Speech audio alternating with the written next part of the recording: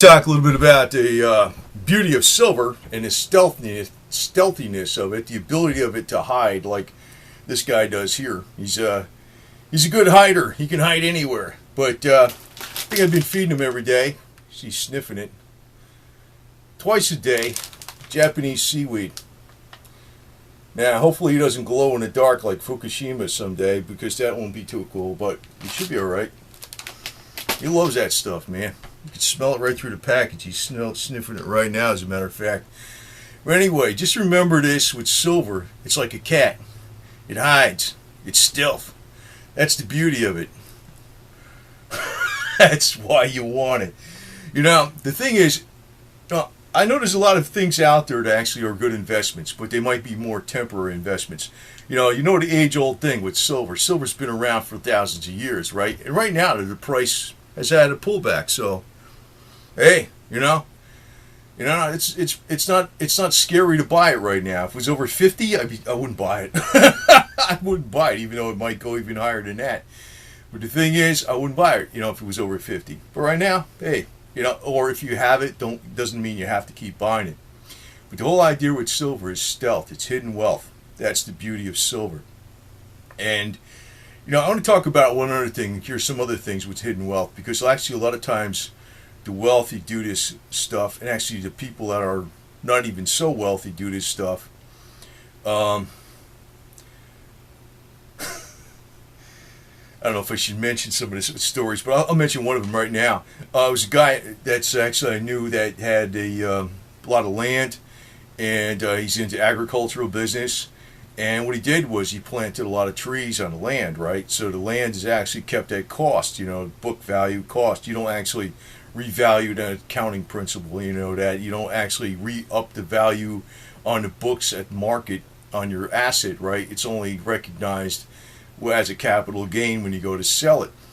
But on his land, he grew a lot of trees over like 20 years, 15 years, and he's had them all spaced out at the correct spacing, and each one of them was worth like $300, $400, $500, $800, $1,000, depending on what the species was. But all that was not on the value of the books.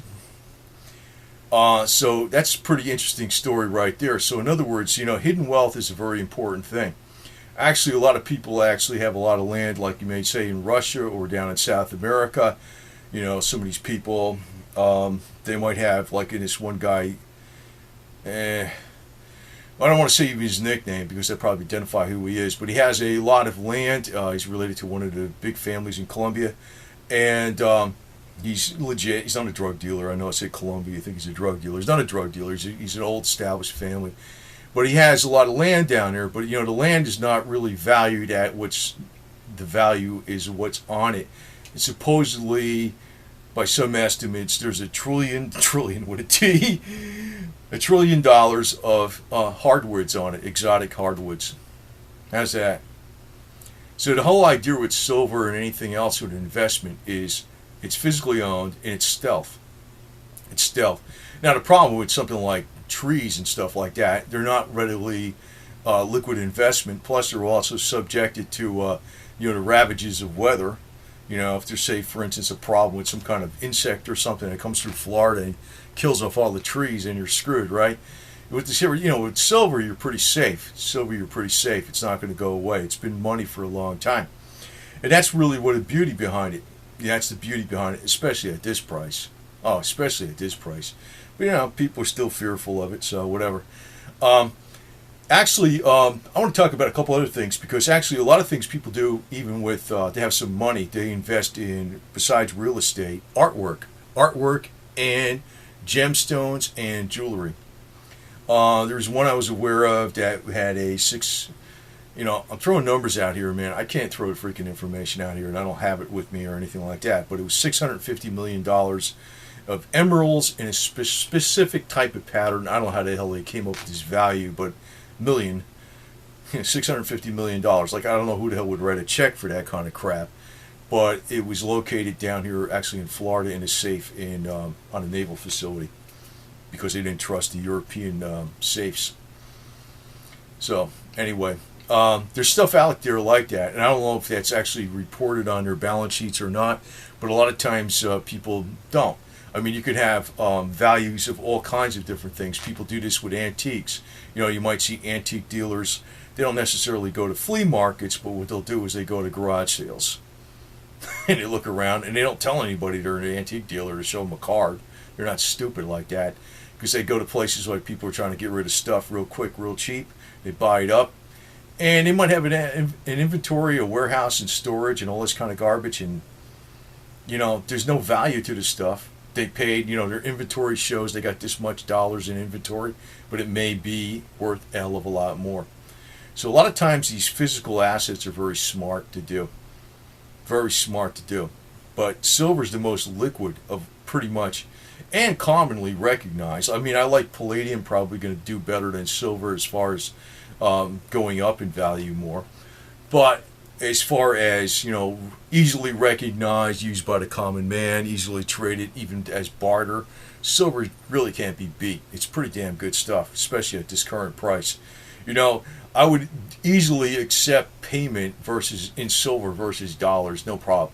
I mean, that would be perfectly acceptable to me. I mean, I wouldn't necessarily accept payment for a painting or bitcoins or anything like that, but I would accept payment in silver coin if they're genuine coin, no doubt about it, because especially at the current prices.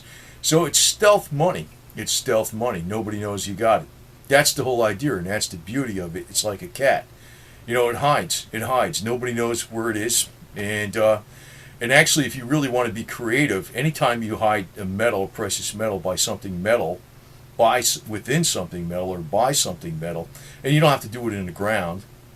You know, a lot of people say spike the ground with all this kind of garbage. You know, you can take an engine, an automotive engine, hide it inside the engine someplace and make sure it doesn't get caught up in the inner workings of the engine, and nobody would know it's there in a million years, would they? I mean, you can have a metal detector. They'd have to take it apart, you know? I mean, I haven't done that, but that's an idea, right? And that's the beauty of how you can actually hide this metal. Now, I know I had a family member who used to put thousands of dollars in old... I shouldn't say too much on this thing, but used to put thousands of dollars of fiat cash in the Wonder Bread sandwich bags. Throw them in there. Hell with the bank, man. Hell with the bank. Anyway, you know, like, you know, one Wonder Bread loaf, you know, with no bread in it, would have like bread money. The bread actually, like as in dough, the stuff that you have U.S. greenbacks, $17,000 was an example. True story, man. You know, hit it. You know, I had another family, great grandpa used to put it in the walls, man, in the drywall.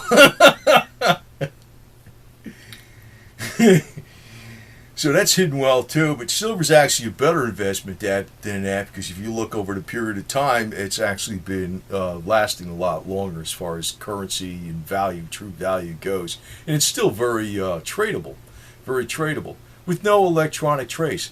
Now, bitcoins, you know, I said something about that. See, I mentioned bitcoins yesterday because bitcoins actually is up to near its record high. And, you know, it may go double, it may go triple, it may go quadruple, but, you know, I mentioned it because, you know, I wouldn't be buying that shit right now because, you know, it's near its record high. Not that I know for sure it's going to pull back, but that's usually an indication it's not a cool time to buy it, but who the hell knows? Hey, it may go quadruple, I don't know, there's people that say it will go more, I don't know. Find out, you know. But, you know, a lot of times with things like that, they're still electronic, and you know, there's ways to actually stop electronic transfers. You'd be surprised. I mean, I've seen stuff where they had the private placement program and they were wiring, you know, it was not inside, but, you know, private trades, and you know, with an elite closed trading platform, and they were wiring money, and the money got stopped. The government can do anything, even when it's in Europe, even the Federal Reserve. I think they're all powerful everywhere, you know. So, you know, with silver, hey, it's a matter, you got the goods or you don't have them, you know. If you're shipping an engine someplace and you got a bunch of silver and gold in the oil pan, hey, you got it, right? I mean, that would be a nice way to do it if you want to go under the radar. But, the problem is, with anything, it's, if it's known by the powers that be, you got a problem. So that's the reason behind the precious metals, and that's the beauty, because the precious metals are like a cat. They're very stealthy. They're very stealthy. The problem is, like with artwork, it can go up and down. I mean, antiques, it can go up and down. Like if you have 1950s antiques and they weren't worth crap in 1970, now they're worth big bucks. That's a great idea. You might have baseball cards, they go up and down in value. Old cars, they go up and down in value. But they're not as liquid as silver. Silver, basically, you can get money for like that. And it's got something historical behind it, like in value, that you never know how it can. Anybody recognizes what silver is. Anybody, That's what it has it going for over palladium, too. Even though I think palladium's going to do better in dollars later on. Now, interesting story coming up. I guess maybe a little tidbit, side tidbit. They got a new mayor coming up here in New York. Looks to be like first time they had a Democrat elected. Now, I lean more Republican, but I think this guy's going to be a really cool Democrat. He's like Trafficant or something. Stand-up guy, DeBlasio. Bill DeBlasio. Now, Bloomberg can't stand him. Now, I don't like Bloomberg, man. I think Bloomberg's like a big corporate Nazi or something, with his Bloomberg terminal. Multi-billionaire, thinks he's God. So he calls Bill DeBlasio a racist. And Bill DeBlasio is married to a black woman, right? And he's got kids and everything like that. They've been married a long time. Bill DeBlasio's heritage is European, but it's like Northern European, one from Germany, one from Italy. So he's got, he's German and Italian together. So, and he's married to a black woman. So Bloomberg don't like him, and so he calls him a racist. Now, what's interesting is Bill de Blasio is going to be the next mayor of New York, and he's actually for the common man, which is cool, right? I'm just throwing this in here as a side note, but he's going to actually bring a lot of construction into New York City, not just for the high-end high-rises, but for actually residential stuff that can actually, help people for affordable housing. And he's still actually, well, what's cool is it's probably going to work out, because actually the real construction people out there is like a lot of these, they're not the elite. You know what I mean? They can have a lot of money, but the real people that work on construction aren't the elite. So he's actually got a lot of popularity within the construction companies and the real estate markets, even though he's gearing it more towards the affordable housing for people, which is great, Now, interesting, too, that Bloomberg calls his wife a racist. Not his wife is racist. He calls Bill de Blasio racist. His wife is black. Actually, she used to be a lesbian. She says she was before she got married. And she's going to be one of these big advocates. She's going to be a big civil rights advocate for all kinds of stuff in the city. So, I don't know. I think Bloomberg is like totally jealous. And he's like, it's like this guy is going to for the people all the way. He kind of represents a lot of different cross sections of the city and stuff like that. He's going to be bringing out more kinds of affordable housing to New York City. And Bloomberg's green with envy. So what does he do? He calls him a racist. There you go. You're a racist, man. You got to be like me. You got to have a Bloomberg terminal, and you got to have billions of dollars. Anyway, and I just have to say, as a side note, that's another reason to have silver, because you don't want to have to transact anything on a Bloomberg terminal. Period.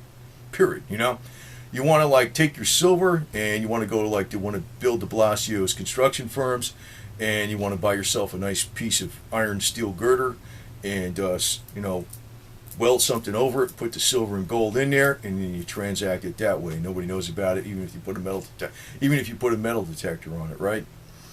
So anyway, just figured I'd throw that in there as a side note, because it looks like New York City is going to get well improved with this new mayor. It's going to be a major improvement over El Dictator Bloomberg in his electronic warfare on the middle class with his Bloomberg terminal. Anyway, you got to remember though, actually I could relate a couple other stories. I don't know too much about this electronic stuff with derivatives and stuff, man. I heard a lot of stories about different things. internet banks and everything else, and what they do to freeze funds so they can trade them and get bonds and stuff like that and float them in on these closed trading platforms and stuff. But I never liked that stuff, to tell you the truth, and physical assets is the way to go for sure. But you don't have to tell everybody, hey, the biggest dumb people out there, you say, I got so many ounces of silver. You don't tell anybody that shit. You don't tell them that, It's a smart idea, though. It's a smart idea, and it's physical assets that are basically off the radar screen that count the most. That's the beauty of them. That's the beauty of them. And they actually have ways they could stop electronic transactions no matter what you do. No matter how secure you think they are, they got ways to stop them. Because I found out that, not personally, something I tried, but I found out through somebody else, they got ways to stop electronic transactions that you think you wired money. They could stop it in midstream. It can be gone and not received because it's got to go through something else. And I think the Federal Reserve has control over that everywhere in the world. So if you want to transact a lot of money, better to do it with physical silver, maybe artwork, paintings, poker chips, I don't know, baseball cards, wampum paper filled up with in Wonder Bread bags. That was my aunt used to do that shit. And stuff like that. But I don't like anything electronic, to tell you the truth, man. I don't like anything electronic, and that's the problem. That's the problem, because if it's electronic, Bloomberg knows about it. So, and if you want to get down to earth, you stay with the silver. So maybe Bill DeBlasio, the new mayor of New York, and his wife are going to be big silver advocates, and maybe you'll make a silver standard on, in New York City, and return to the American open currency standard like we have going on, hot and heavy going on in New Jersey, New York metropolitan area. Actually, you'd be surprised. That American open currency standard that, you can use like buffaloes and Lakota silver and stuff like that for actual money, and people accept it as, face value for $50 and stuff, and they give you discounts and stuff.